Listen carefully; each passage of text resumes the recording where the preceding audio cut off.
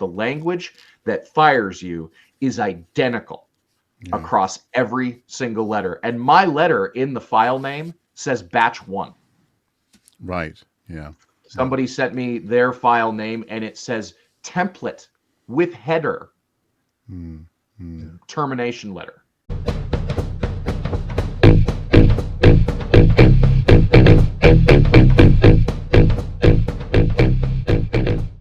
Hello and welcome back to Watching Brief for the week of the 24th of February 2025. I'm joined as ever by my co-host, Mr. Andy Brockman. How are you doing, Andy? How's it going? How's it going? It's going about as well as can be expected on a sort of grey late February day with winter slowly turning into spring. We've got green shoots, if not of the economy, at least of daffodils and crocuses in the garden, making us feel a little bit better. Yeah. But at the same time, looking around, life can be a bit complicated at the moment, and certain expectations are being thrown up in the air, and that's discombobulating. Yeah. It is a time of year, certainly in our part of the world, for fresh life and new prospects and all the rest of it. But at the moment, we're very aware of colleagues, particularly in the US, who are struggling. They're facing confusing times at the very least, if not downright surprise and complete upheaval of their livelihoods if they work for the federal government and have been fired, or they're in the process of being somehow investigated with a view to possibly losing their jobs. With this in mind, we decided to reach out to Morgan Kinney, also known as Archaeowolf on TikTok, and I think here on YouTube as well. He is an archaeologist who lives and works in Montana and has unfortunately recently lost his job as part of the heritage and archaeological team connected to a massive area of forest. I guess all that remains really is to dive into what we recorded yesterday, and here's what Morgan had to say. Greetings to our friend Morgan Kinney, also known as Archaeowolf on TikTok and elsewhere. Hello, Morgan. How you doing? I'm doing well. How are you guys today? We're good, thank you. Can you, for the uninitiated, why Archaeowolf? It sounds pretty sort of gothic. Your guess is as good as mine. The nickname of Wolf has been something I've had since I was a kid, because I wolfed everything down. Okay. I say I'm fat. People don't agree with that. But when I was a kid, I ate everything in my path, and my dad was like, well, stop wolfing stuff down. Yeah. Kid is a wolf. About how wolves eat everything, and it just kind of stuck in my head. And then, 2019, everything's fine. 2020 and the world goes completely upside down. And like so many people, I fall down the rabbit hole of social media and stuff, even though the Archaeowolf started on Instagram and stuff, just taking pictures and not expecting anything to happen with this. And then 2020 comes around, as we all know, the world goes mad and everybody gets involved on TikTok and everything. And I got on there to watch like drift cars and like rally racing and stuff, because, I find that interesting. And then I was like, well, hey, I'll just, I'm bored. So I started doing stuff, and wouldn't you know it, it caught on like wildfire, and just, it's now, near 400,000 people later, and hundreds of videos, and people liking my very subtle approach to certain conversations. And by subtle, I mean as subtle as hitting your thumb with a hammer when you're building something. So, Yeah. And it got into, the more people it asked about it, the more people wanted to know actually about real archaeology and not what you see on television or Indiana Jones. I just kind of ran with it. And Archaeowolf was the nickname I had picked out a long time ago. Reasons are probably lost to history, and I just kind of ran with it. So that's what it's been ever since. Well, and how did you get into archaeology then? What drew you towards this sorry career? Books. Okay. Books, and a very lonely childhood.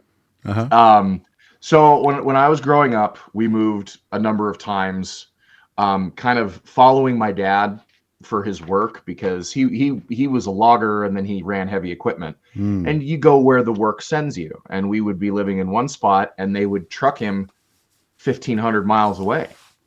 And Yeah. he'd be there for 6 months. He'd be there for a year or two, depending on the contracts. So we'd pick up and we'd move. So we moved to this little town called Hall, Montana, which it's one of those towns that has a stop sign and a bar and a post office, and the bar and the post office might be the same building. Okay. Yeah. So surrounded by ranches, surrounded by farms, and I mean the saying of "I went to a one-room schoolhouse" is true for me. There were 30 kids, kindergarten through 8th grade, in here in the States, and I wasn't like them. You know, I showed up. Turns out there's actually a lot of my family history in that valley that I would learn later in my life. But, you know, I wasn't a rancher's kid.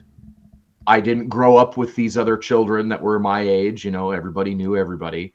So I was kind of ostracized. My brother is special needs. So, of course, you know, show up in a good Christian town, you know how they act. And I go, okay. So I spent a lot of time reading books, and I spent a lot of time with a collection. And I don't know if you guys had these over in the UK, those Lifetime book series. I think we had similar time life, yes, the time life histories, Time Life book series, yeah. So my granddad had all of these, and we would go from Hall and drive to my grandparents' house for, you know, and stay the weekends because it was, you know, a decent drive and you didn't want to try to do that commute over and over. And my grandparents didn't have anything in the house for kids. You know, it was go outside and play or watch Fantasia on repeat because it's the only movie they had that was remotely a cartoon. So I got into reading these books, these Time Life books about ancient Rome, ancient Egypt, the Mediterranean, the classical world, you know. And I mean, take it with a grain of salt because they're all really outdated, even by like 1992 standards. But it was kind of this gateway of get into this and do. There was one book, ironically enough, that had nothing to do with archaeology that really got me interested. And that was a National Geographic book called Men, Ships, and the Sea. Okay. And in that book, there's 2 chapters. One is Robert Ballard finding the Titanic. So that was cool. And then the other one was the Capriot shipwreck that was excavated in like the early 60s. Jacques Cousteau found it. And it was those were like my introductions into underwater archaeology. And I wanted to be an underwater archaeologist. I can't swim, so that didn't work out very well, you know. But you know, I read all these books. I wanted to do the adventure thing. There's actually my grandparents' house was built on a ranch site that had burned down in like the 30s. So inadvertently, I found the trash pile. You know, they had been dumped in a depression and the dirt had covered it. And so I'm finding pieces of broken plates and stuff like that. And that was really interesting to me. And then I get into high school and I kind of forget about archaeology because, you know, I'm in high school, cars, girls, you got to pay attention to all the important stuff, right? Popularity, which I didn't ever have. So, but, and this is ironic to me, especially considering how much I harp on the ancient aliens thing. The thing that kind of kept me connected to archaeology after I'd read these books 1,000 times and now was focused on more grown teenager things was Stargate. Okay. Yeah. Absolutely love Stargate. Yeah. And, you know, when I first started watching it, I got glasses. And, you know, I'm in a place where if you're not a football player, you're a loser. And football players don't wear glasses, and nobody cool wears glasses. And yet here's this TV show where one of the heroes is a nerdy guy who wears glasses. And I'm kind of like, this works great. Yeah. Graduated high school, went into college, and I was going to be a journalist. I was going to be a war correspondent for some reason. That was like, because, well, I mean, I was in high school when 9/11 happened. So everybody I knew in my class went into the military. except for me and two other guys. And I figured there was still a way to be involved, and I was going to be a war correspondent. And I had it in the back of my mind for some reason that you had to go to some place like Yale or Cambridge or Oxford or something to be an archaeologist. Like, for some reason that never entered into my head. And I went to college for a couple of years, and then one of my friends was like, "You're really good at this. Why don't you do this?" And I'm like, "Well, there's no program here." And she looked at me like I had three heads, and she's like, "It's in that building, like right there. We walk past it every day." And I'm like, maybe so you're not good at this. Maybe I'm not, And so I went in. I talked to my the professor that became my advisor. I walked and I said, "Here's my interest. Here's what I know. Here's what I would like to do." And she looks at me and she just signs this slip and she hands it to me and she's like, "Put every single class you need to take on there and turn it into the registrar. I don't care if they're full. This is your blank check." Right. Okay, cool. So I got into the program, and I got through the program, ups and downs, because, I also had to work and not, pardon me. Let me wet the whistle here. I didn't have a full ride to school and everything, but when I graduated finally in 2012, after breaks and all sorts of stuff, I started working in the American Southwest. I moved to Arizona. Second time in my life not living in Montana. That counts anyway. I was born in Alaska, but that doesn't count because I was like that big. And worked in the Southwest, and I did private sector cultural resource management, so excavations and surveys and everything ahead of development projects that have been contracted out. And then moved back to Montana in, I guess it was 16, and after a couple years in the Southwest, and then I got on with one of the federal land management agencies here, and I did work for them as a seasonal, essentially a 6-month position, managing all the cultural resources on their field office, which I think it was 4.6 million acres scattered in the western part of the Montana here. Yeah.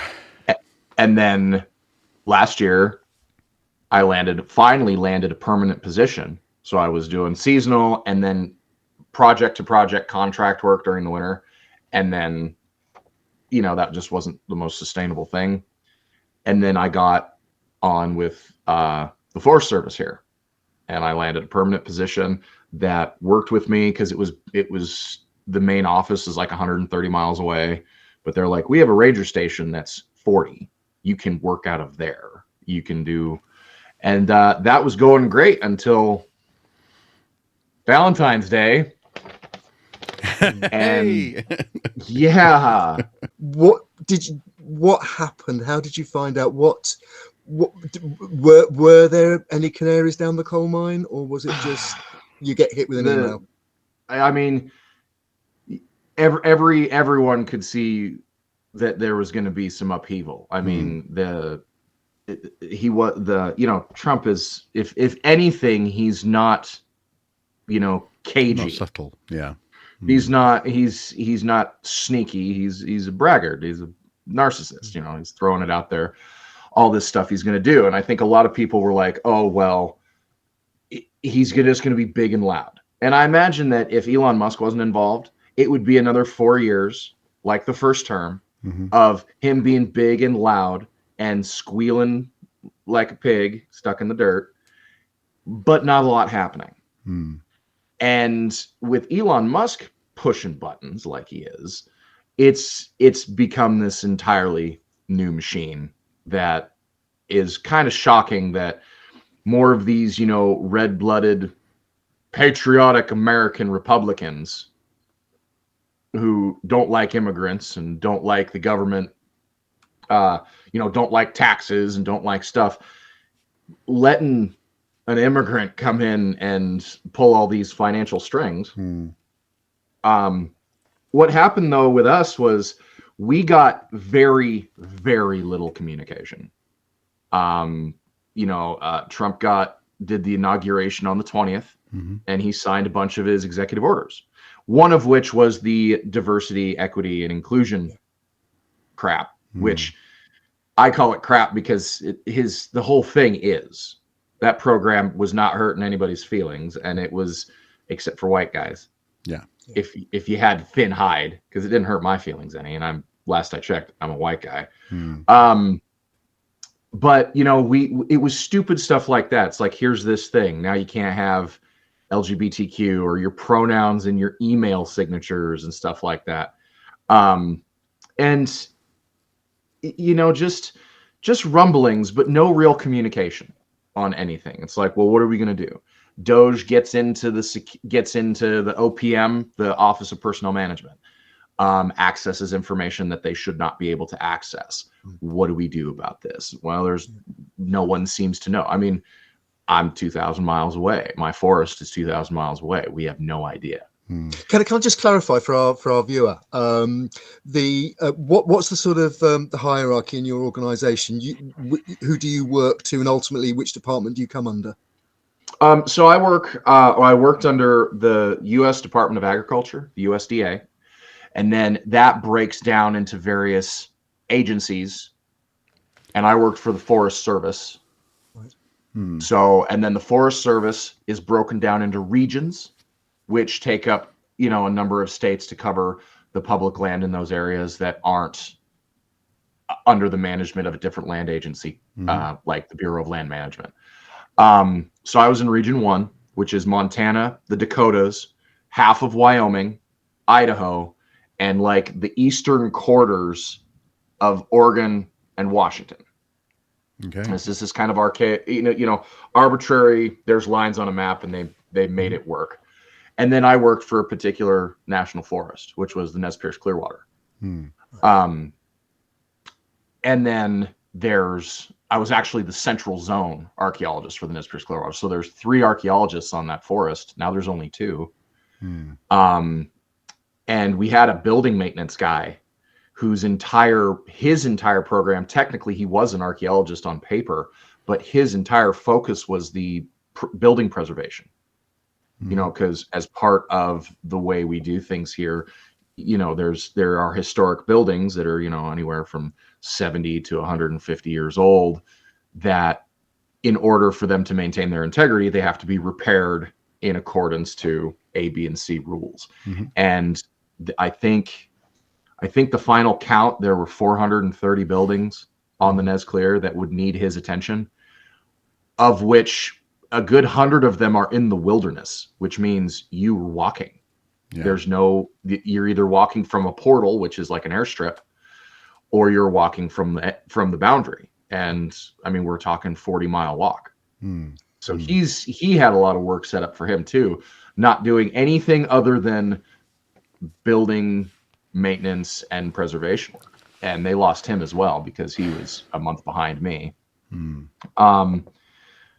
But yeah, regardless of where in the hierarchy, we all got the same email at the beginning on the 28th, which was that fork in the road email. I don't know if you guys heard of that. Yeah. Yes. Which is here's the 4 pillars of the restructured workforce. And I read that and I'm like, well, not a single person in his administration needs to be an employee. If they follow this to the letter, Donald Trump should be out, but I mean, I'm just an archaeologist. What do I know? But we got that email, and that started the 28th, and we got 7 emails over the course of a week, pushing, and those were the ones directly tied to this OPM or this HR@opm.gov email address, which is not something that's supposed to be a thing. No.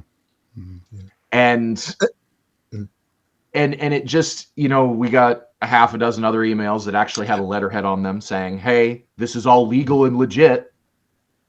Legal and legit. Again, just to clarify for our viewers who might not be as familiar with this, is that the email that was offering you sort of go home and we'll pay you to September? And yeah, that was so what that fork in the road email did, it said, here's the 4 pillars of the new federal workforce, Mhm. which is laughable because you look at it and you're like, nobody qualifies for the number two, even the president, let alone Elon Musk, let alone the guy who's in charge of the military now, all that crap. And then it said, if you want to resign, here's what we can give you. And that was if you resign, just type resign and reply in the reply bar. And that was it. And I'm like, that can't be a legal binding thing. I'm sorry. Yeah, you're supposed to get paid till September, full benefits, full salary, but not actually have to come to work. Yeah. And the moment we got that email, within, I think, 4 hours, we got an email from the union. Regardless if you were a union due paying member or not. And it said, the only thing that has teeth to this is if you reply resign, they can hold you to it.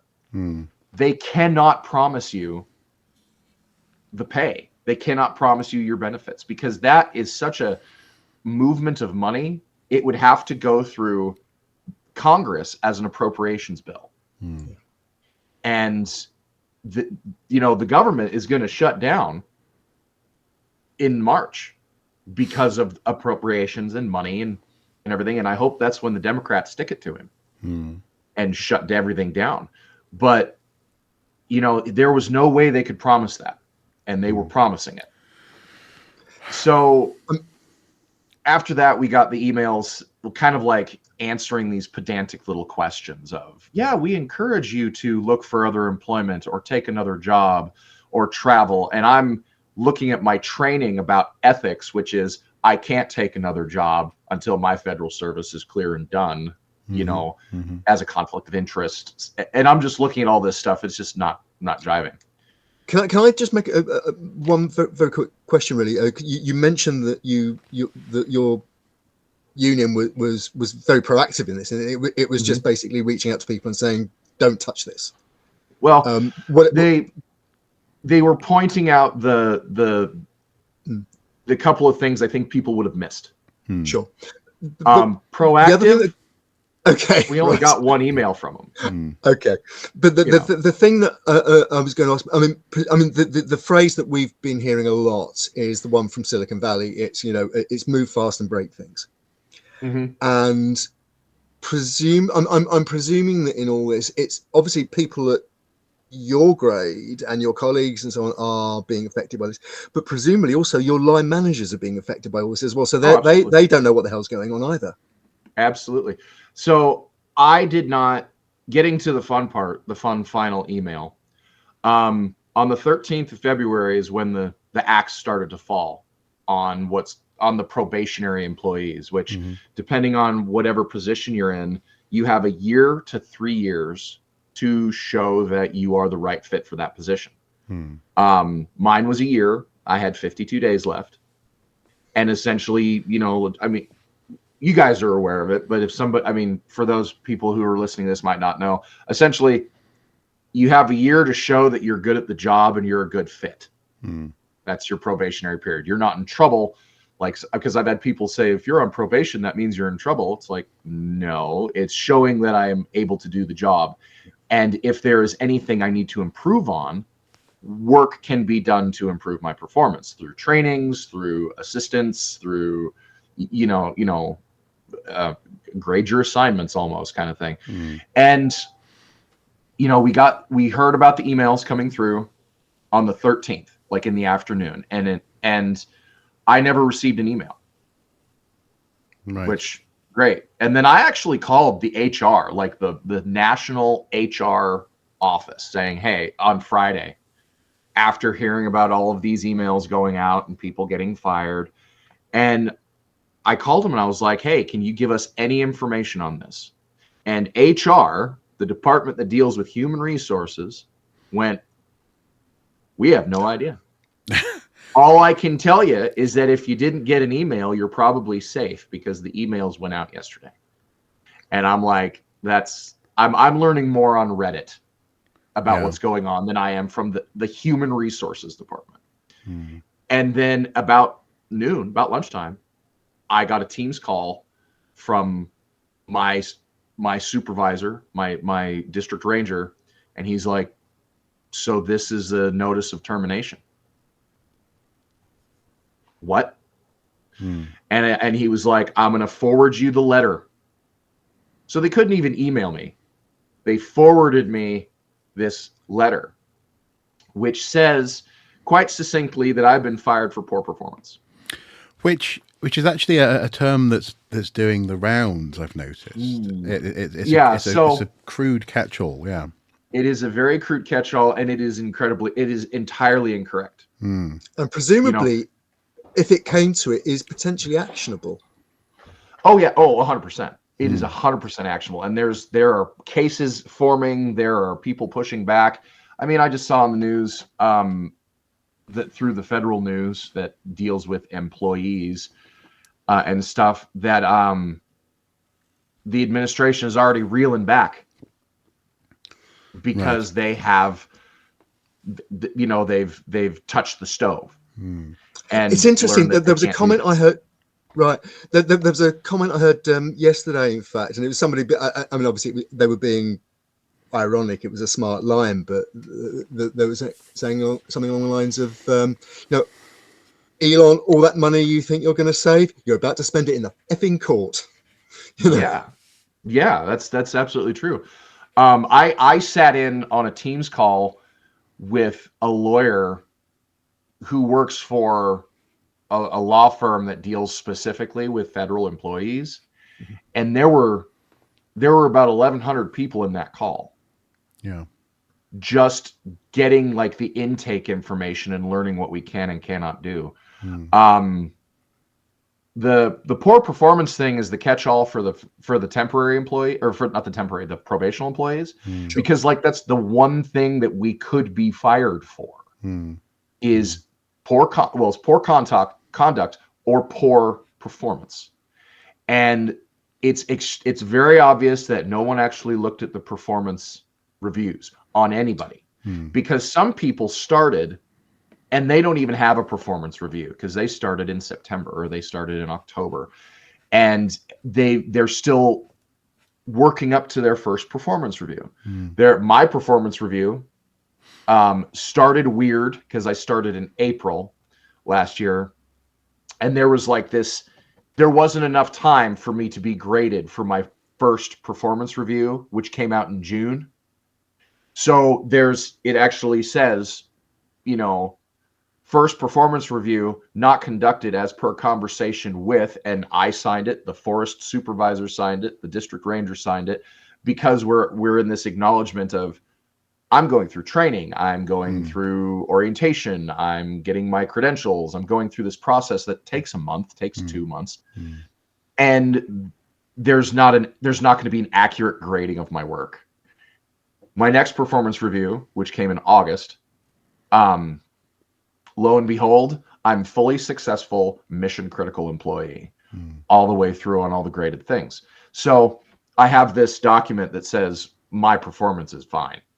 My performance is as high as I could get without having the ranger have to sit down and type, this guy jumped into the river and saved a bucket full of kittens, the whole thing.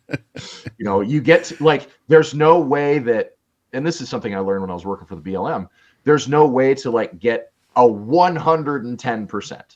You get a 90%. The 110%, you should be getting a medal, or you should be getting there's monetary rewards, there's benefits. If you're getting 110% and you're seasonal, they're like, why isn't this person a permanent? So it was as high as I could possibly go.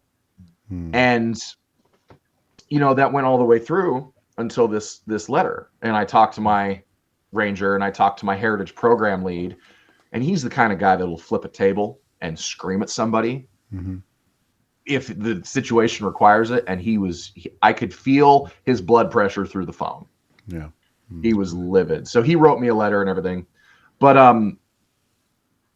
the letters, I want to make sure that this gets out there, is because social media is such a wonderful thing. It connects everybody. I have talked to people from the Forest Service, from like the FDA, which takes care of food, the CDC, the VA, the NRCS, which is Natural Resources Consulting, the FAA, and the Park Service. And all of these agencies that have lost anywhere from, I mean, the Forest Service lost 3,400 people in the stroke of a pen, says the same thing. The same, I mean, the letters are different. They're different lengths. They have some different language, but the language that fires you is identical across every single letter. And my letter in the file name says batch 1. Right. Yeah. Somebody sent me their file name and it says template with header, termination letter. So they're just arbitrarily putting our name and our series grade in there, and that's it. And this maybe explains why, for example, they fired a whole load of people who were in charge of safety for nuclear weapons stores, and another whole load of people who were working on bird flu at the Central CDC. Is the impression you have that basically they've got a percentage target of the people they want, of the number of people they want to lose, and they don't really care. This first phase is they don't really care who it is. They just want to be seen to be doing something. They want to be seen doing something, and I think they want to get it to a point that it will be fiscally or financially irresponsible to try to fix it. Yeah. It's in no way, shape, or form is it thought out or legal. I mean, this is what he said, it go fast and break things. This is that go fast, break it. Pretty soon people aren't going to want to fix it. And it is astonishingly fast in that sense. You know, it's just over a month since he was inaugurated. So, and the thing that people aren't getting, but they're going to really learn, the people especially who are cheering this on, because that's been a disgusting discovery on how many people absolutely venomously hate me. Not because I'm an archaeologist, not because I'm white or male or loud or anything like that. It is because I was a federal employee. And these people also have no idea how money works, because you know, oh, my tax dollars are paying you to play with rocks and stuff. And I'm sitting there like, where do you think I spend that money? I spend it at the gas station that you work at. I spend it at the grocery store you work at, you know, you shop at. I pay my taxes that take care of you when the hurricane comes, or goes into welfare, or pays for the military. It's not like I'm shipping all of my dollars overseas to somebody. You know, it's interesting. I mean, yeah. I mean, it's interesting. It's just that I suppose, and maybe, you know, all of us who work in public service or a fund, and you know, the same thing again is happening to obviously a lesser degree at the moment, thankfully, on this side of the Atlantic. But there is that sense. Put in perspective, I was watching it was a vox pop from a demonstration of federal employees, in fact from the Forest Service, who were demonstrating about this, and the TV crew interviewed a ranger who said, basically, you know, people don't understand what this means. You know, when they go on holiday to a national park and they're camping, and there's a fire, a fire breaks out, a wildfire breaks out, and they want someone to put it out, or somebody to lead them to on a safe route out. Good luck with that. Yeah. So the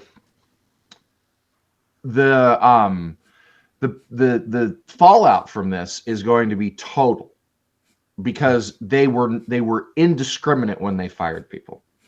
You know, with the Forest Service, like where I worked, each office, each district has disciplines that all do their part for the forest.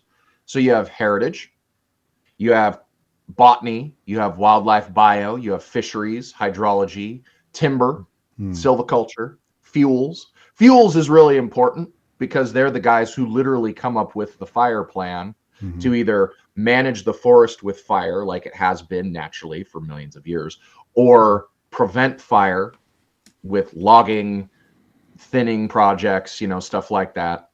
Um, Recreation staff, those are the rangers who take care of the campgrounds and help you evacuate if there's a fire, respond if somebody has hurt themselves, do the search and rescue. They fired on my forest 11 timber people. And those 11 people were either coming in to replace people who had retired, or were coming in because the amount of work that needed to be done required them.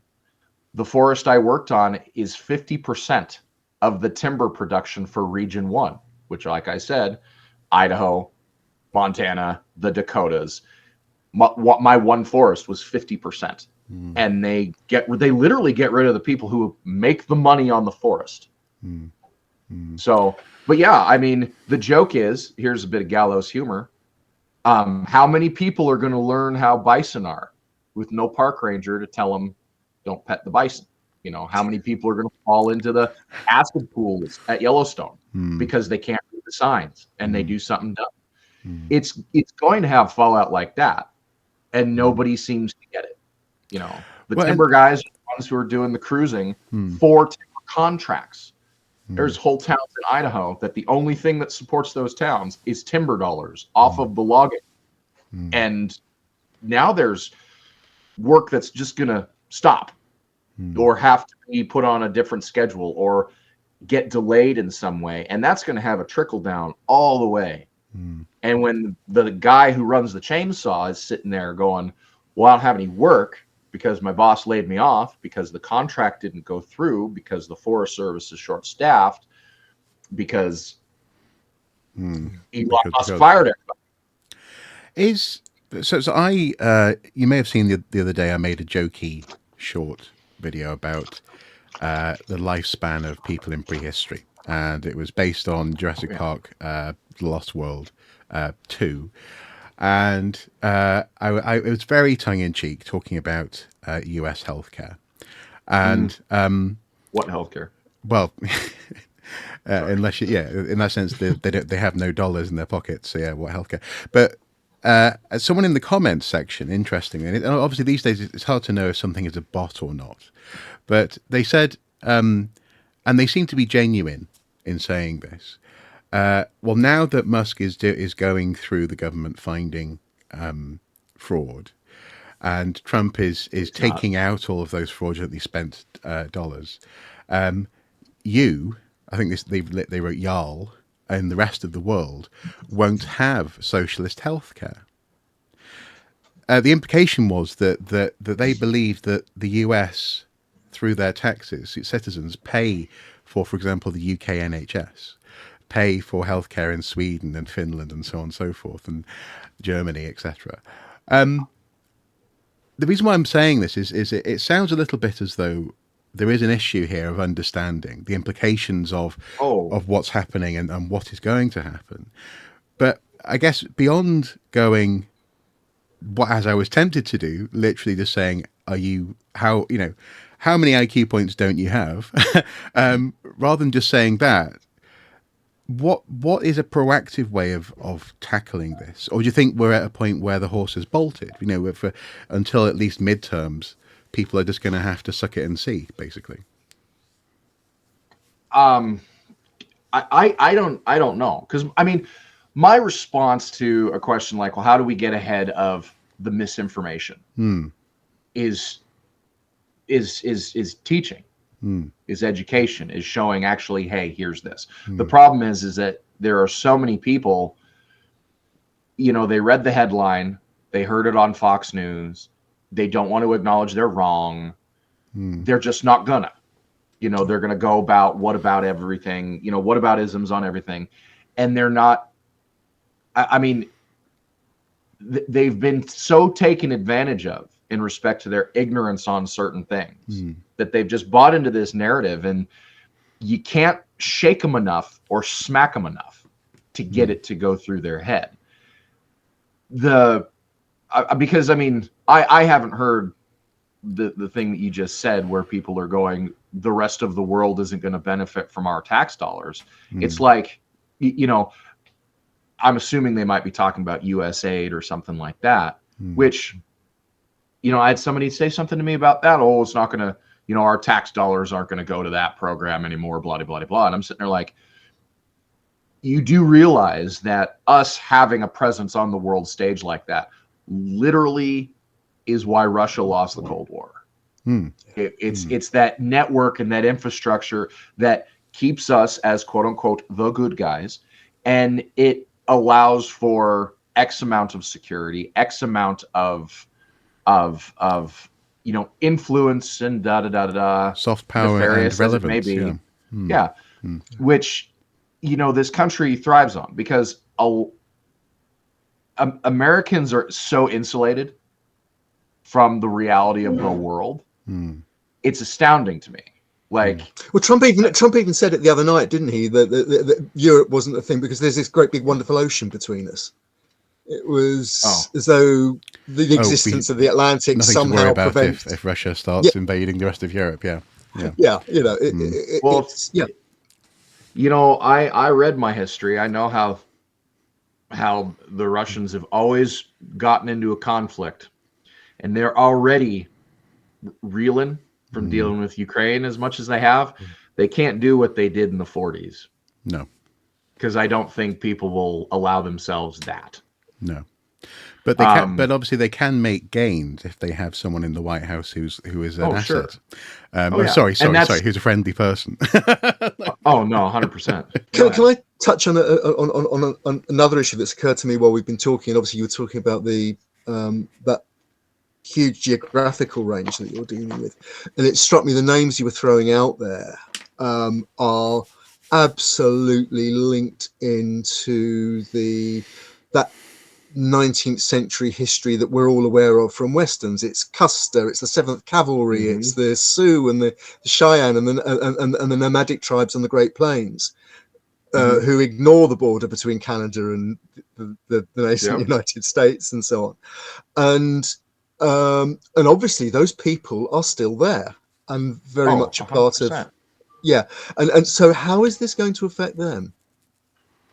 Well, I mean, just from my standpoint, because I mean I can't talk to the other disciplines with the amount of professional knowledge as I can about heritage. You know, these places that I work in have a huge amount of spiritual significance. You know, we have what are called traditional cultural places. I've talked about that before, and I know other members in this field from the UK have said there's an equivalent over there of essentially the same thing. It's a cultural landscape. You know, we have that which falls under, you know, that falls under heritage in respect to you can't cut down all the trees. You can't. I mean, there's a process to go about any of these projects. Those landscapes are going to be in danger. The cultural sites, and you know, either discovered or undiscovered, you know, stuff that we've been monitoring is going to be in danger, and that's going to create this, you know, just more severing of ties between the indigenous peoples who are on a fraction of their original range, the fraction of their landscape, have to this place. And while I don't know if I credit this administration with having so much forethought and planning on something like this, but this is a way to isolate and either fully force assimilation or drive to extinction certain culture types.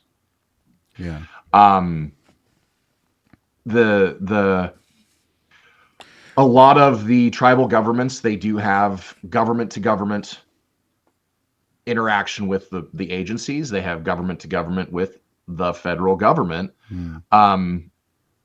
They receive money from the federal government, stuff that's tied up in treaties, stuff that comes along as part of projects through either the Forest Service or the BLM. Like we have this thing called the Good Neighbor Authority, which is a bunch of money set aside for either the agency or contractors through the tribe to maintain the landscape that is shared between either private landowners or the reservation or the forest, to do stuff like fuels reduction for forest fire treatment, timber stewardships. One of the things that I know a lot of people who are cheering this stuff don't get is that you do have to garden the forest a little bit. You can't just go in and chop everything down. You can't just go in and take the prettiest trees or the straightest trees. You have to, there's a back and forth. And a lot of these stewardship programs that got paid for with tax dollars, but immediately paid a company that was local to pay their employees who did the work and put it back into the economy. They're out there maintaining forest health projects that wouldn't normally have gotten done because, no one's going to go out and do a stewardship project when all you're getting are fence posts, where the trees are only this big. You'll have to harvest 1 million of them to make any money. Well, there's 1 million of them to harvest. Here's the stewardship program to do that. You're going to meet your goals. There's going to be these other goals met. The tribe does a lot of work like that. And they're suddenly finding that funding's gone. That funding's been snagged out of accounts where it shouldn't. It's being redirected to SpaceX. It's being redirected to stuff that is a huge conflict of interest, and how people aren't seeing that it's a conflict of interest is like astonishing. It is astounding. Yeah. In that sense, because it sounds as though what you're describing there is big picture stuff, even for people who are actually part of the federal system. They will know, because of how of their purview and their part of the system, just how large the picture is, and just how, in that sense, yes, it is big picture, but it means that as you say, the fence posts get made and so on and so forth. If we sort of, again, I guess we can't decry people for not having a full sense of that. But in your case, for example, what sort of statistics can you give us for say your work, like how many caseloads, in terms of, as you were talking about new discoveries, did that come up a lot? What sort of area were you working in? Well, the area I was working in, there's some 40,000 recorded sites. Yeah. Okay. And those change, every year, because, a site was found in the 70s and doesn't get revisited until 2010 or 2020. And then you see that, what they found that day, because it was in the only clearing in the woods, this area is burned a couple of times. Now this is a meadow. You expand that site, or you record other sites along a trail network that you just discovered, which, they're depressed into the ground and you can see them. The number of I couldn't even give you an idea of how many sites are going to be damaged or are at risk for projects. I know that I cleared, just in my 10 and a half months there, I cleared 27 projects that on average had about 12 sites per project. Right. Yeah. That were going to be directly affected. And that was the, hey, let's not park the logging machines here. Let's do this. And one of the things I think people don't understand is that, because a lot of people are like, well, now the government can't get in the way. They can't stop us. Red tape. We've never, saying no is not our job. No. Saying, hey, let's take some steps to avoid. Let's take some steps to mitigate. And this, not only my job, but, correspondence with the tribe, having them weigh in on stuff on the state level, recording his heritage resources and updating that information and making sure stuff doesn't get, is lost to these projects. Yeah, I mean, something else can I ask you about? I mean, one of my interests in general is heritage crime, and certainly I've been aware in the States. We also get it in England, in the UK, but in the States it is collectors, metal detectorists, and so on, saying they're overregulated, and there are particular issues with things like native lithics. But obviously also in settler period metalwork and things like that on the other side. Was that an issue for you, and is that something else that could well be affected going forward? It is going to be incredibly affected. On private land, you can do what you want. It's your land. Unless there is a government project. So power line corridors, they put the corridor where in the straightest line, and that will cross private property. Well, those corridors, those power line corridors, need a maintenance road, and those power line corridors are managed by the federal government.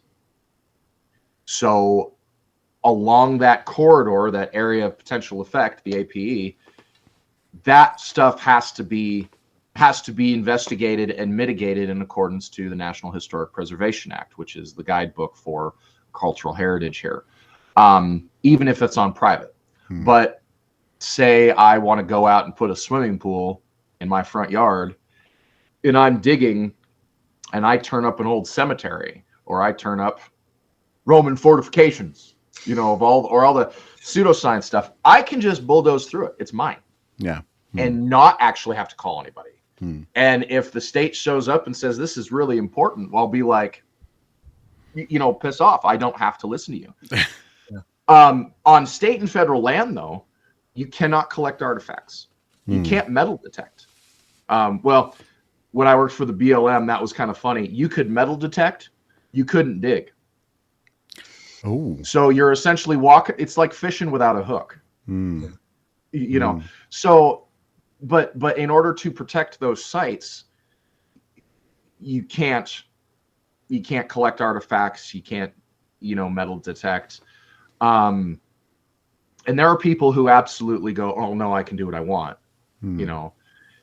and they don't poach, though. They don't go out and shoot deer out of season. They don't fish when you're not supposed to, but collecting arrowheads, they're like, oh, this doesn't, and that, creates rifts in the communities, because there's the indigenous communities, the people who have been here forever. That's their ancestors. That's their heritage. It's not a bottle cap collection. Meanwhile, people showing up and they're just destroying sites, and we're losing all of this information potential, where it won't hurt anybody's feelings if somebody had found a site and said, hey, I found this, reported it, and then the archaeologist shows up and says, awesome, do you want to help me? I've had somebody call me and say, hey, I found this.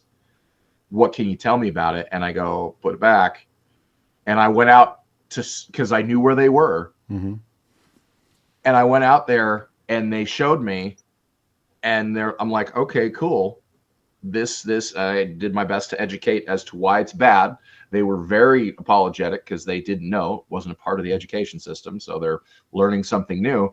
But then they did a field school at that same site because it was in danger of being completely destroyed and completely looted. So the university was like, hey, let's do a field school, curate the artifacts, do the data collection. If this site loses its integrity, we're ahead of that information loss. And when I found that out, I called the person. I was like, hey, if you want to get in on even just running the screen, here's who you need to talk to.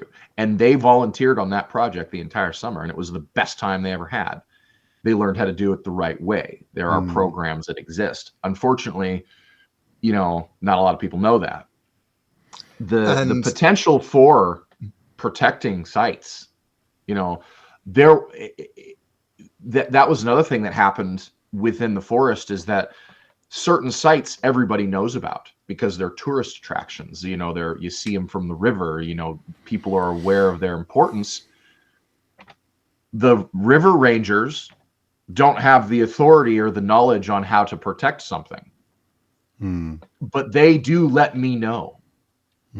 So here's eyes on something that I'm never going to get a chance to go see because I've got 1,000 things going on and I have to float in 20 miles. And so the network of people within the forest saying, you know, kind of keeping eyes on stuff was huge. And now we're not going to have that. So when the one person who's still there because they were not a probationary employee or a seasonal is able to get by that spot in 5 years when they finally have the time, you know, they'll be able to put eyes on it, but won't be able to do anything because I'm not there, you know. So, and obviously, things are still moving very fast. There may be legal processes. In fact, there almost certainly will be legal processes going forward. Yeah, but I mean, in terms of your own life and practice, how are you dealing with what's happened? What happens next? Do you have any idea what you're going to do? What happens next is I've got to find a job.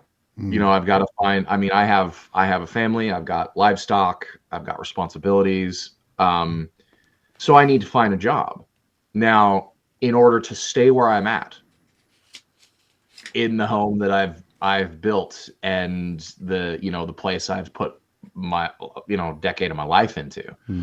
I'm either going to have to find a job in a field that I don't like or I'm not interested in that may or may not come close to paying what I was getting paid. And I'll say it, I was not getting paid a lot of money to work for the federal government. I do want to throw out that based on the government projects, because the government does a lot of contracting. A heritage contract or a heritage project under contract costs anywhere from $100,000 to $500,000, depending on what it is. My first job was underbid at $4.5 million. Contracting. That's per project. I cleared 27 projects and I got paid $61,000 a year. So anybody who can math can see that it was good value for money. Yeah, it was good value for money, but I was a federal employee and they don't care. But I mean, one of the things. Sorry, go on. I was going to say one of the things we've seen happen in UK under the quote privatizations that we've had over the last 30, 40 years since the early 80s is that in our system, local authorities, I guess you're sort of like state and civic authorities, they get rid of their staff, they downsize their staff, they get rid of the in-house expertise, and then they discover, oh, we need these people, so they hire them back in at commercial rates, and it actually ends up costing more. I mean, because it was that chaotic, it wasn't thought through. They didn't do the cost benefits that you've just described. Well, this administration doesn't know how to handle money. Donald Trump has never known how to handle money his entire life. I don't know why it's a surprise now. Was it the first casino operator ever to make go bankrupt running a casino? 6 times. Casinos print money. How can you? I don't math very well. I'm not great at math. I could avoid burning a casino down like that. I don't understand him. I mean, somebody said something to me. Said something. The man went bankrupt selling steaks to Americans. Yeah. Isn't that what the world sees when they look at us? Baseball, pies, and steak. Oh, and guns. Take that back. But So, but what I'm going to have to do now, back to that, is I'm going to either have to get a job in not my career field and waste the investment in my career to become something else, or I'm going to have to leave. I'm going to either have to move, which I don't have as much power in my household as I'd like to think I do. I'm just dad. I can't pack up 7 horses and 4 dogs and a dozen and a half chickens and sell this property and move somewhere for a guaranteed job. I mean, it is a loss here, because even if I just pack up my truck and travel and go work and be an archaeologist, I'm going to be gone. I'm going to be living out of my truck, living in hotel rooms, project to project to project, and I will not see my daughter. I will not see my wife. I will not see my dogs. I will not see, I will not be in this place to care for things. So, I mean, that's half the reason why I didn't move out to the sticks in the middle of Wyoming somewhere for a permanent position a couple years ago, is because it would take me away from everything here, and there was no way to move what I have to there.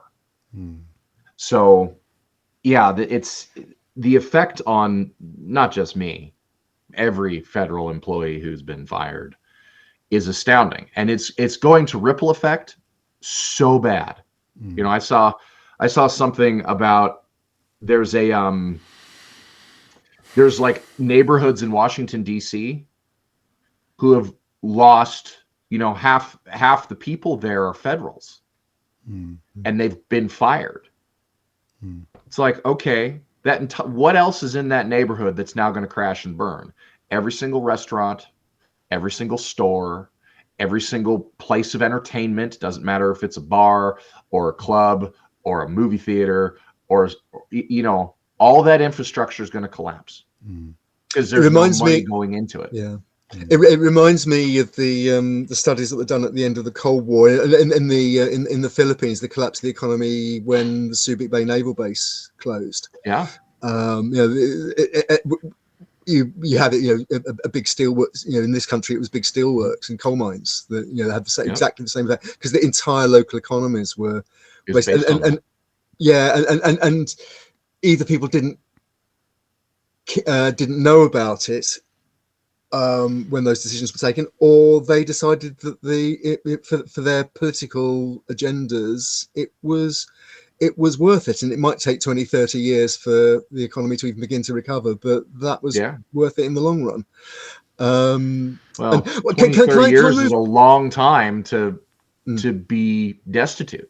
The with U.S. aid going away, farmers in the Midwest are looking at losing $12 billion, and all the farming subsidies have gone away. Yeah, because they're the people who filled those sacks that had the U.S. flag on them that went to places, natural disasters. And they might not have ever known that, but if it was the government buying their grain or their soybeans or their sugar beets or whatever, and that's going to process to go to Nairobi or wherever, they never cared until it became political, and it became a beaten stick against the Democrats. Can I just my last thoughts on this, and then I'll leave it to Marc to sort of wind up, because I think we are sort of coming to a natural punctuation point, even if it's not a conclusion, at least the cliffhanger. Your episode can only go so long. That's it. Yes, exactly. It's never stopped us before. I mean, no. Fair. No, we haven't even mentioned Graham Hancock yet. No. He's my best friend. I love him so much. Oh yeah, I love to be. I talk with my hands. I want to talk to him. Sorry. One of the things we're often talking about, again, this side of the Atlantic, is quite how slow and often just sheer not very good archaeological bodies are when they're faced with situations like this. They're very bad at dealing with government, basically, and I just wondered. Obviously, we touched on, you had some at least, even if it was only one input from your trade union and so on, but has there? And I'm asking because I haven't actually seen anything, but has there been any pushback from the major archaeological bodies in the States? There have been there's been commentary from like the Society of American Archaeology and stuff like that, but they're not government agencies. I mean, unlike in the UK and stuff, you guys have I'm just throwing out there the Department of Antiquities. I know you have a heritage department. Historic England, yeah. Yeah. And That Caddo is and, like yeah. that is part of the government has a board, answers to the up high, but we really don't have that. Like the Society for American Archaeology is private. They are approached to consult on things. Yes. They stand up and they make a lot of noise if sites are in danger and stuff like that, but there's no actual tie into government authority there. The closest thing would be the Advisory Council for Historic Preservation. They're in the midst of flux right now because their board just got fired or resigned. And they were like the oversight. They were probably the only real oversight for the agencies themselves.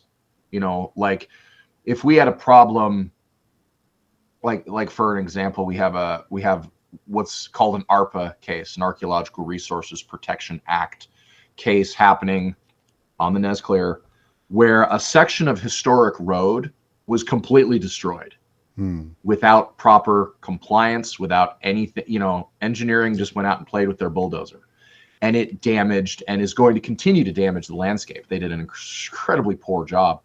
Well, that was on the National Register of Historic Places. It's a national landmark trail. We have to turn around and now say, hey, this doesn't have any integrity left. This is out of compliance.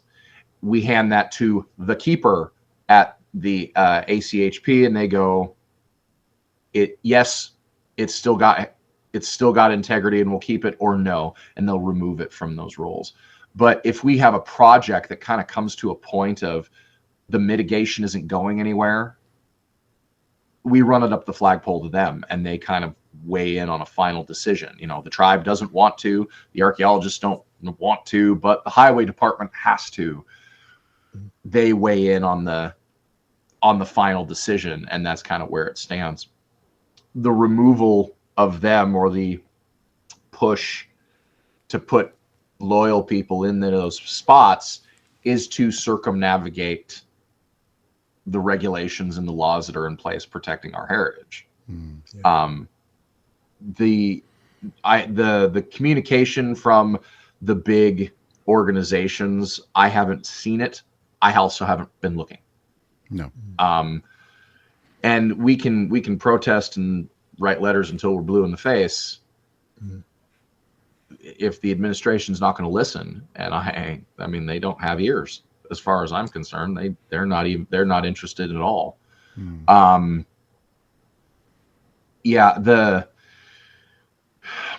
It's definitely a slow response.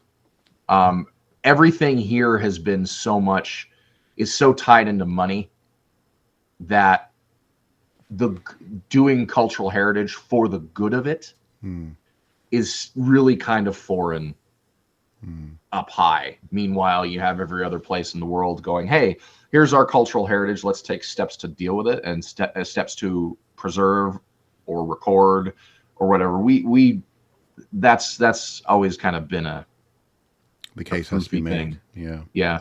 And that's why in the land management agencies and the government agencies, there are heritage personnel, but what the BLM does is not necessarily the same what the Forest Service is going to do. There's not really a, Section 106 of the National Historic Preservation Act, I think, is the only cookie cutter thing that everybody follows.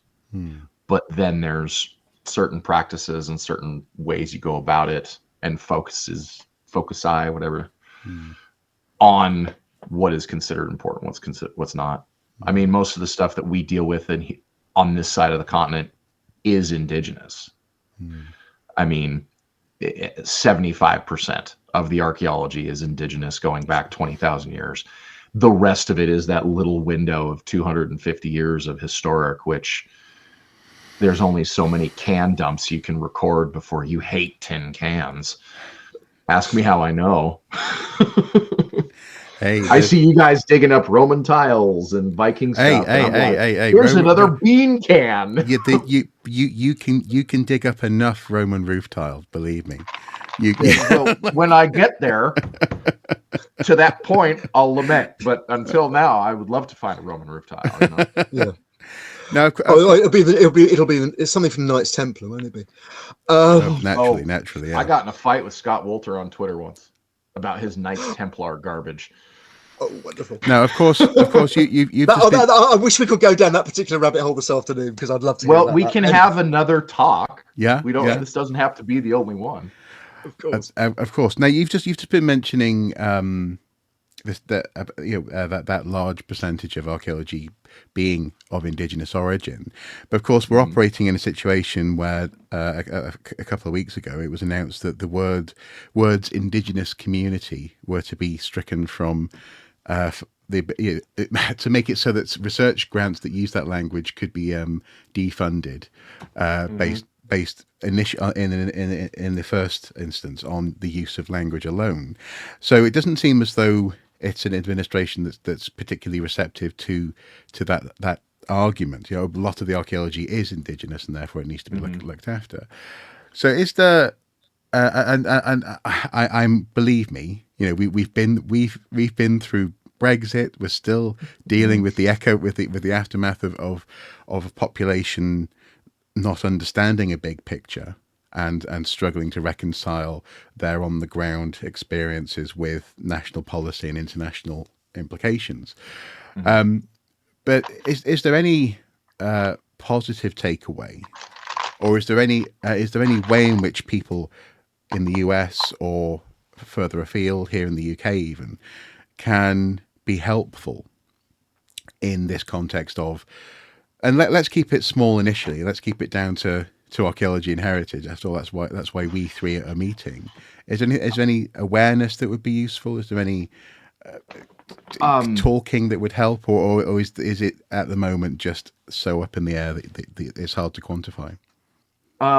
Well, it's definitely hard to quantify.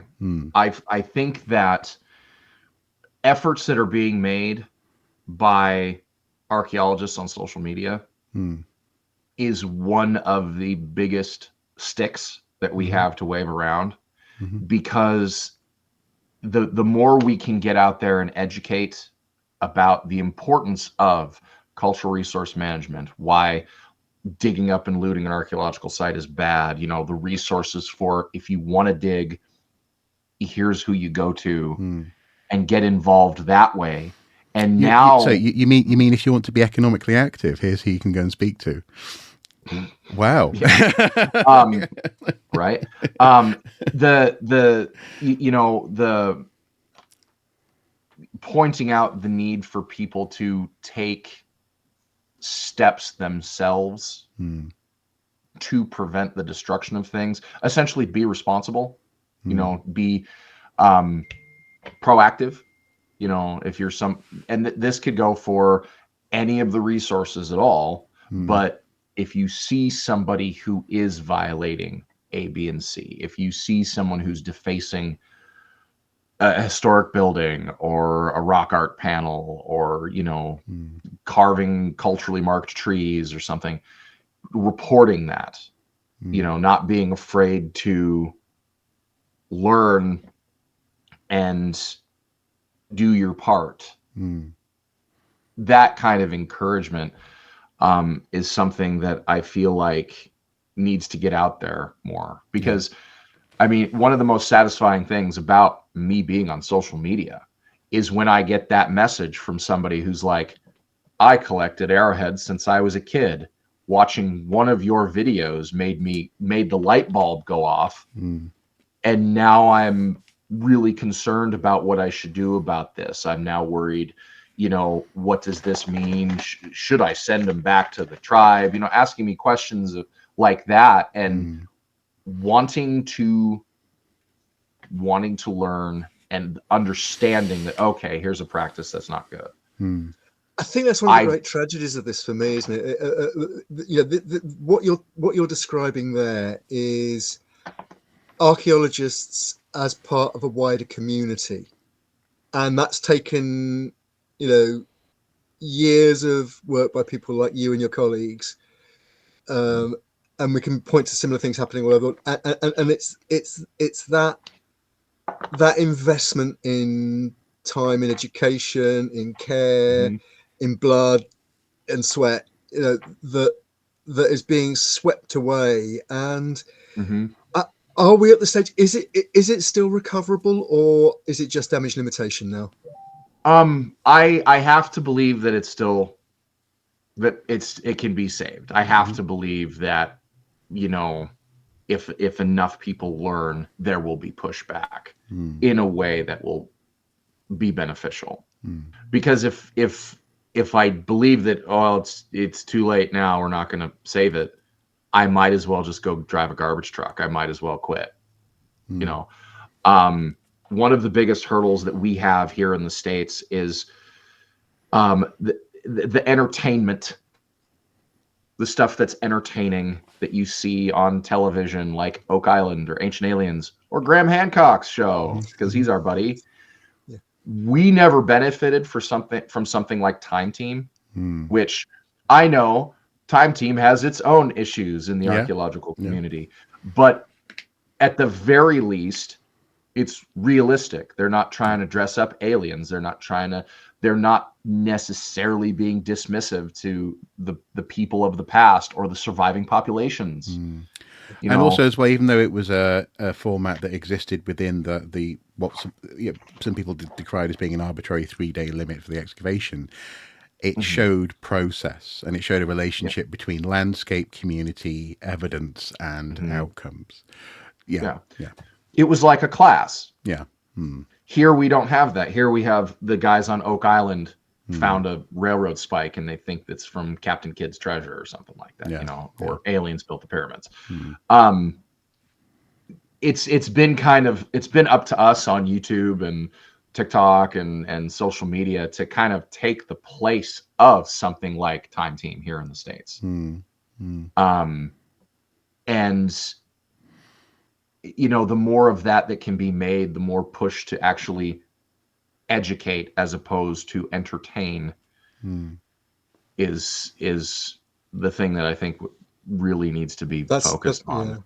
That's a really interesting point. Although I have to point out, I think Time Team, it's now more than 10 years since Time Team was cancelled, and the folk memory of it in UK archaeology really isn't perhaps all that it, the sector didn't make as much of it as maybe it should have done. And I'd also point out that Graham Hancock's programs are made by a London-based production company, ITM Productions. Yeah. Well, the Swamp People. I don't know if you ever saw Swamp People. I never actually watched it. I'm aware of it. Yes, I think so. That show is cut here in Missoula. Right. And put together. She got her degree in historical film from Bristol. That's where she used to work, was cutting that up. Wow. And making a TV show out of it. One of the things I have noticed is because you guys have like state sponsored television. Yeah. Like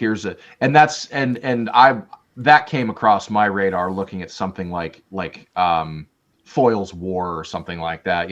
These shows that here's your budget, here's your contract, whether you do good or not, you're on for 3 or 4 seasons or whatever. We don't have that. So it everything has to make money and be,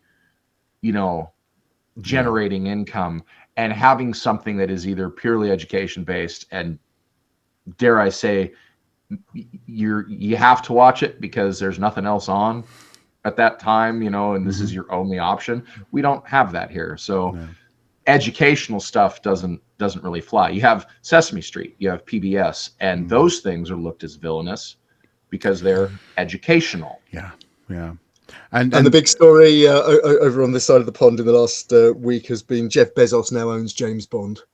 Oh, does he? Ooh. Yeah, Amazon now have the creative rights to James Bond. So I saw that Disney owns Fox, and Fox owns Rocky Horror, which now means Frankenfurter is a Disney princess. Yeah. That is just such a wonderful image to perhaps I love that. That's maybe very we good, should- actually. I like that. I thought that was great when I saw that, because of course the person who's putting that together, the skit together on Instagram or whatever, does a really good Frankenfurter. Yeah. Nice. So nice. he's singing kind of a Disney-esque song as Yeah. Frankenfurter. Nice. But he's just wearing a baseball cap and a t-shirt, so it's even more absurd. Okay. Well, maybe in that sense, maybe- it's obviously one of the great legends of PBS broadcasting that's become internationally known in recent years. Certainly has been someone like Bob Ross, you know, and one of the things about Bob Ross's style was that not only, I mean, he was of course appreciated certainly locally in his time, but he's become more and more appreciated. And I think one of the things is that it's the unalloyed good of art and showing people how to make a painting and having it be, you know, the happy little trees, happy little accidents. It's not judgmental. It's not harsh on the viewer. Sometimes he'd bring a nice animal into the studio and they'd sort of hang out with a deer or something. But it's that sort of thing which, as you say, doesn't make a profit. So in that sense, it's not going to appeal to someone making those sorts of decisions. But it's so valuable. And yes, you're right. I mean, certainly on BBC Two, I mean, the BBC is under threat at the moment, undeniably, from some very similar pressures and forces.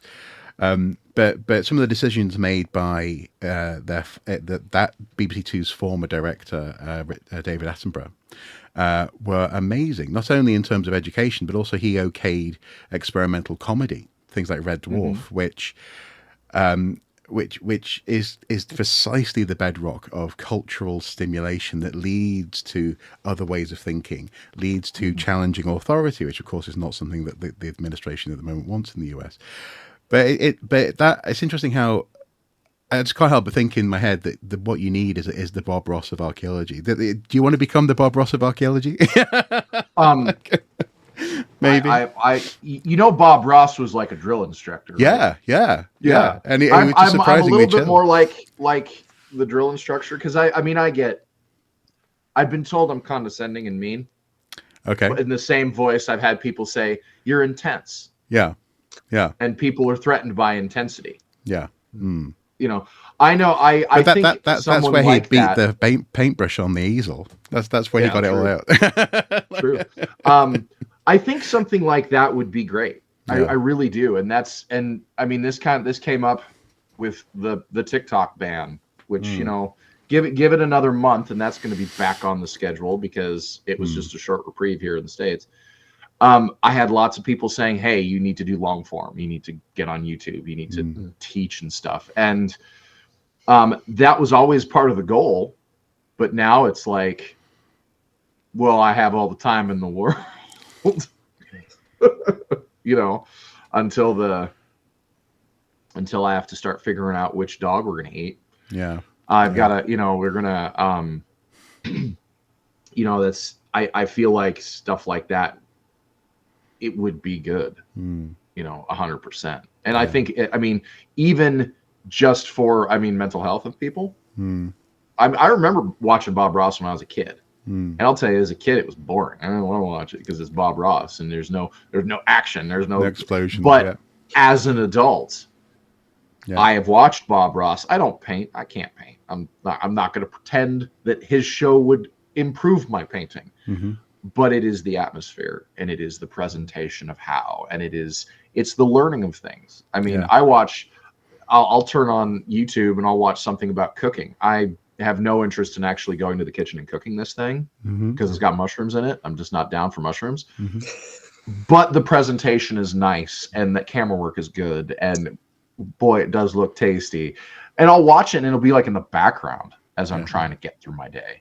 And I think that stuff like that also educates. So you're kind of getting that subliminal education would be great for any field.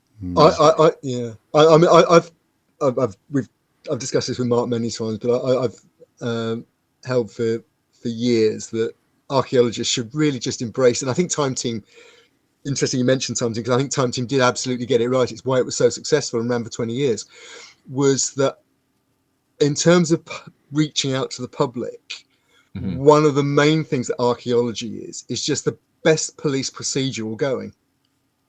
You Oh know, yeah. it's I mean, it ticks all those CSI boxes. it does, and that's one of the things that's like, why do you need to dress it up with aliens? Why do you need to dress it up with conspiracy or well, Graham Hancock stuff, which he's just pushing his own drug fueled idea anyway? Why do you need that?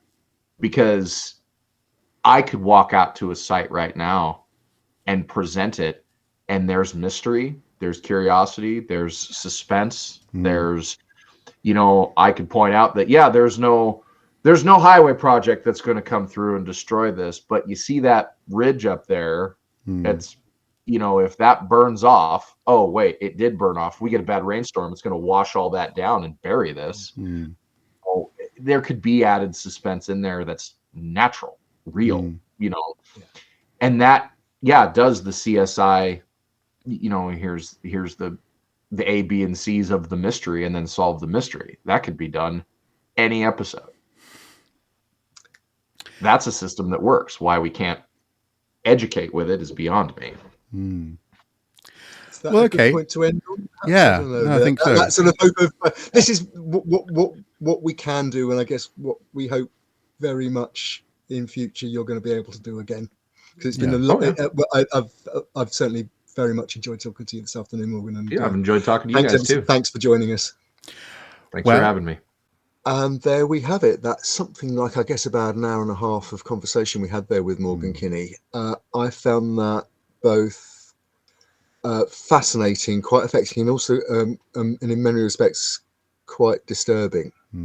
I think it is really disturbing quite how quickly the modern lives and mechanisms that we build up can be completely thrown up in the air and come crashing back down in what shape or form really nobody yet knows. No. I think the thing I'm most struck by, and this is something that we're potentially going to be vulnerable to within the next decade here in the UK, or certainly in England and Wales, is the perception that necessary functions of state governance and therefore economic health and everyone's prospects can be arbitrarily cast aside if they are deemed to be political. And what's interesting there is it's small p. So in that sense, archaeology is undeniably political. It deals with humans, it deals with human past, it deals with our shared past, and also various perspectives on that past.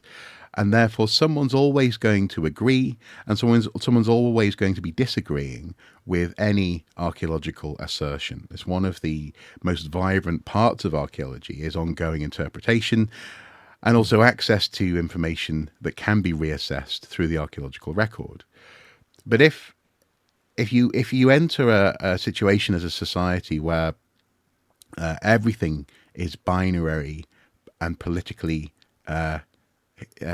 heated, if it's simmering away all the time, if things like, for example, a vaccine can be a red or a blue issue as opposed to a public health issue, then you end up in these sorts of circumstances where people are losing jobs en masse because it's ideologically been decided that we're going to hit a threshold. We're going to match these goals, these statistics and things, simply to satisfy how we feel about the country as opposed to what the country needs to function. And in that instance, obviously, we're talking about a country that's the size of a continent. You know, it's many states. We live in one state in that sense here in the UK.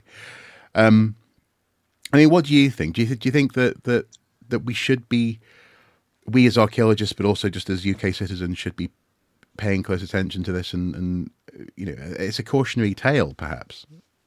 It's a cautionary tale, and it's one that I think as archaeologists, as regular viewers of the Watching Brief will know, I'm always saying that archaeologists aren't just archaeologists. We're part of a community. We're an international community of archaeologists, which is another reason why I think we felt it was important to talk to Morgan to get a first-hand perspective of what's happening in the States, what's happening to our colleagues in the States. But we're also part of wider communities. And I think one of the things that is coming out of the coverage of the, it gets called a putsch, it gets called a coup, it gets called creeping authoritarianism, it's called all sorts of things at the moment. And at the moment, really, actually, we just don't know what the Trump administration is going to turn into. There are horrible suspicions about what it's trying to turn into. At best, a kind of American Orbanism, looking at the right-wing authoritarianism that's grown up in places like Hungary. But there is also, and I think, again, Morgan alluded to it in parts of our conversation, and it's certainly coming out increasingly as particularly the Elon Musk Doge campaign against federal employees continues. And that is that there's early signs that there may be overreach. And we talked about the legal issues that they're facing. We know that America has a reputation of being a litigious society. Boy, have they left themselves open to litigation with the way this was conducted. Just that email that Morgan described that was basically actionable. It lied about why they were firing him. Yeah. And also, of course, other emails that they've been hearing about that are unclear as to whether how serious they are, and what people at the FBI being told not to reply, people in other departments being told they need to reply. Yes. And that kind of chaos may be very deliberate. It's it is a suggestion that it is actually trying to break the government so that it can be put back together in the way that Trump, Musk, the agenda, the Project 2025 people want to do. But I think so the potential for legal overreach, though, and also the more people that are affected, the more people like Morgan who are affected, the wider communities, their family groups, their friendship groups are saying, well, wait a minute, more visibility, the more visible it is. And they say, well, actually, my brother, sister, uncle, cousin, whatever, is a federal employee.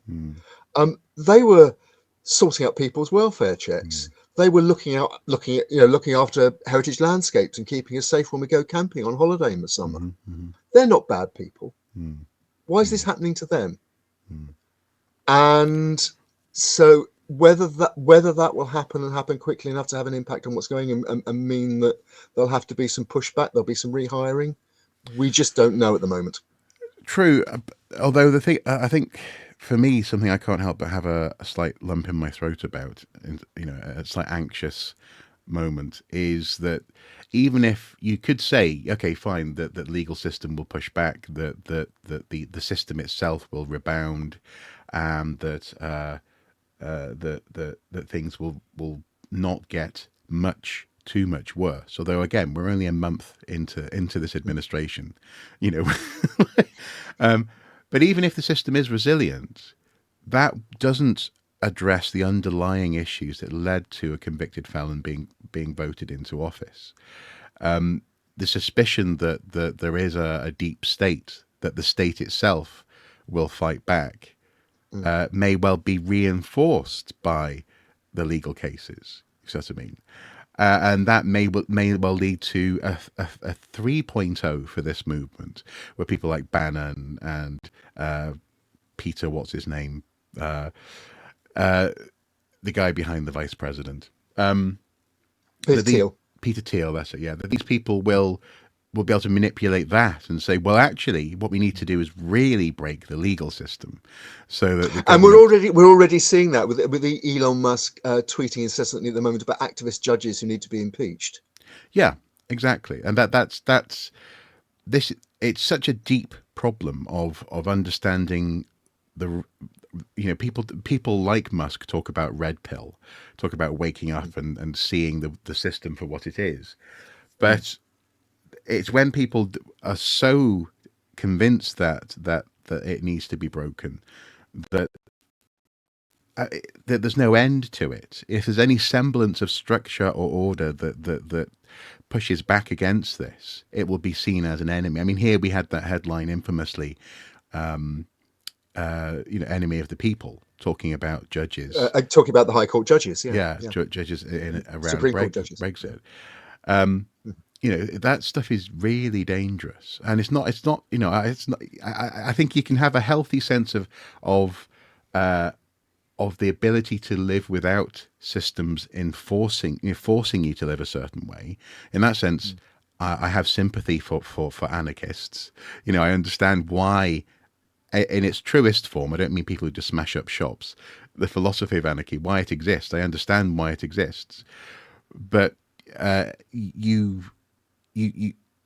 we don't live in that world. We live in a world that does require legal repercussions, that does have structures that are there for your safety and well-being, and that also keep people with power in check. And this is the thing that I find most fascinating about this whole movement, is that the party that tells you that government reaches too far into your lives, the party that tells you that we do not need all of these regulations and rules, are quite happy when their guy gets in and overreaches, and when their guy has a literal billionaire on his shoulder, literally in the Oval Office, as opposed to this idea of George Soros and his relationship to the Democrats.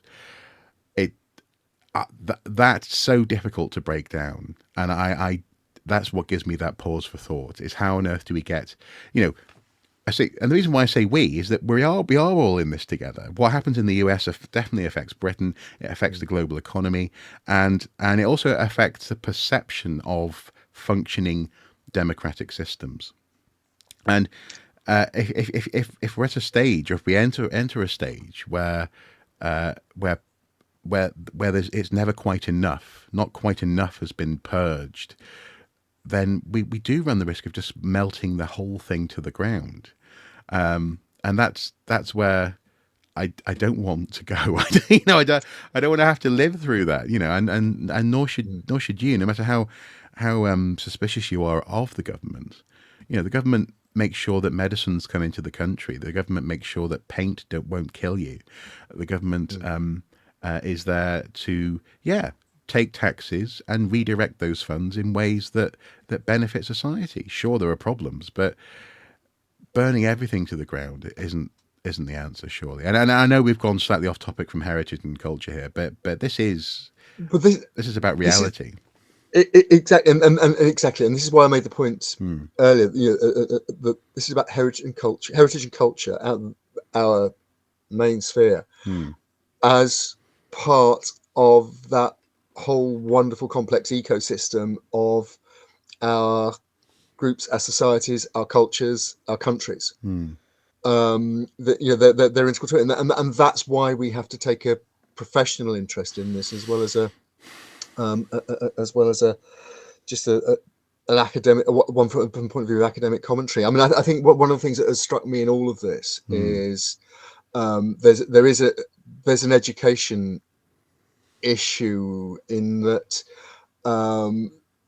people need to be constantly reminded, I think, of why these Enlightenment systems of government grew up. In Britain, the powers of the king were curbed. It's that we have an unwritten constitution, but we do have constitutional conventions, and they've been reinforced over the years. Some of them have been put into legalese, and most recently the Human Rights Act, for example, that came into UK law from EU law, and thankfully is still there. And also, we should emphasise that we initially helped to write as well. Absolutely. It wasn't just something that we got from the EU. We wrote the thing. Well, it's and in fact, originally it's not an EU. The European Court of Human Rights is not an EU court, as people constantly pointing out. It was a system of international jurisprudence that came out of the settlement after World War II in an attempt to make sure something like World War II didn't happen again, and the things that happened during World War II, like the Holocaust, didn't happen again. And if people attempted even an umpteenth of that kind of criminality, they will be brought to book by the international community because it wasn't acceptable. And that's what's being blown up at the moment by the Trump government, by the Trump administration. And in a sense, what's so tragic about it from this point of view is that America set itself up as the, perhaps along with France, but as you know, it's the government that is founded in the Enlightenment. It was about it was not a theocratic state. It was it acknowledged difference. It acknowledged states' rights, which obviously became very difficult and can still be difficult. But at the same time, it said that acting together is a good. But it separated the powers. So the powers of the president are separate, particularly from the powers of the judiciary. And so, again, just last night, the nominee for the, I think it's the DA post in Washington, D.C., talked about being Trump's lawyer, and and the legal establishment were jumping up and down and saying, "No, you are not Trump's lawyer. You are a lawyer. You swear your oath to the Constitution, not the president." And that's what's being eroded here. Yeah, and not least because if he's Trump's lawyer, then generals are Trump's enforcers. Precisely. You know? And we saw the sacking of the chairman of the Joint Chiefs of Staff at the weekend, and also the chief of naval operations, and more worryingly, I think the judge advocates general for each of the armed services, as somebody pointed out, possibly, you know, what you would not want.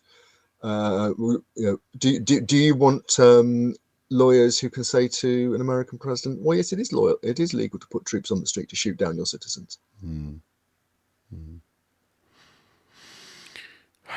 What was it that Trump's been tweeting? Supposedly a Napoleon quote, wasn't it? The if I do something to protect my country, save the country. Yeah, he who saves the country does not break any law. Yeah. Apparently it wasn't Napoleon. Actually, It was invented. But anyway, no, quelle surprise, one might say, to use the French. Yeah, but you know, never let a little nugget of wisdom float off just because it's not attributable. No. Okay, well, that's been a watching brief. It's been a long one. Hopefully, though, you've enjoyed the chat that we did have with Morgan. We are going to probably have him back on because there were other things that we were tempted to talk about. Yeah, Hancock. And also as well, he's just a pleasure to talk to. Do follow him on TikTok, of course. Do offer him any job tips or support that you may be able to at this time, and other colleagues who are in the same position. Yeah, absolutely. And obviously I've linked below to various news articles and relevant bits of information that we've referred to throughout that conversation. And more than ever, I think that this is a topic that, please join in the conversation, make comments below the line, like, share and retweet, because this is an issue that is not going to go away. It's possibly, as people and for professionally, it's one of the most important things I think we probably ever covered on the watching brief. We're saying that a lot lately.